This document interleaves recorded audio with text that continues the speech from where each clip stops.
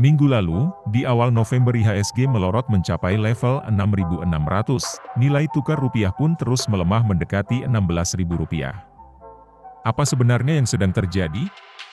Sentimen positif dari pemilu ke pasar modal pun seperti tak kunjung datang. Lalu bagaimana sebaiknya strategi para investor dalam beberapa bulan ke depan? Berikut ini wawancara dengan Irham Gautama, CMO Kisi Asset Management.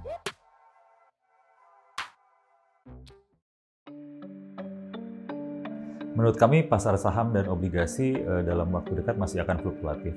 Kalau yang sudah kita alami, Bank Indonesia tuh secara tiba-tiba menaikkan tingkat suku bunga. Hal itu terjadi karena pelemahan nilai rupiah. Dan apa yang dilakukan oleh Bank Indonesia belum membuat rupiah menjadi kuat lagi. Sehingga para pelaku pasar, para analis mengekspektasikan Bank Indonesia akan menaikkan tingkat suku bunga kembali untuk menahan pelemahan rupiah. Dan kita lihat juga tensi geopolitik global yang terjadi menambah ketidakpastian di market. Maka dari itu kami merasa saat ini adalah saat untuk wait and see bagi investor, karena kami melihat masih akan ada volatility dan downside lebih lanjut di pasar saham dan obligasi. Saat ini investor asing banyak keluar dari market Indonesia, itu yang menyebabkan market juga terkoreksi dan mereka kembali melakukan pembelian USD. Menurut kami lebih karena spread antara yield government bonds dan US Treasury selisihnya hanya sedikit, jadi mereka lebih tertarik untuk berinvestasi di sana, mencari safe haven lah untuk dana-dana mereka.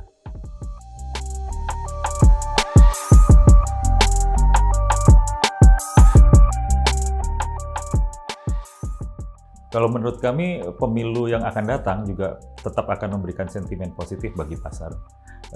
Kami melihat adanya spending kampanye dan dapat mendorong konsumsi domestik, sehingga pertumbuhan ekonomi domestik juga akan tampaknya masih akan kuat. Tentunya sektor yang diuntungkan dalam hal ini adalah sektor consumer. Gitu. Tapi kalau kita lihat juga perkembangan teknologi sejak pemilu sebelumnya, kita melihat akan ada perubahan spending behavior dari konsumen. Dengan kata lain, besar kemungkinan spending kali ini akan banyak dalam sektor digital dan advertising. Jadi tidak seperti sepenuhnya dalam bentuk tradisional seperti consumer goods seperti yang di pemilu yang sudah-sudah.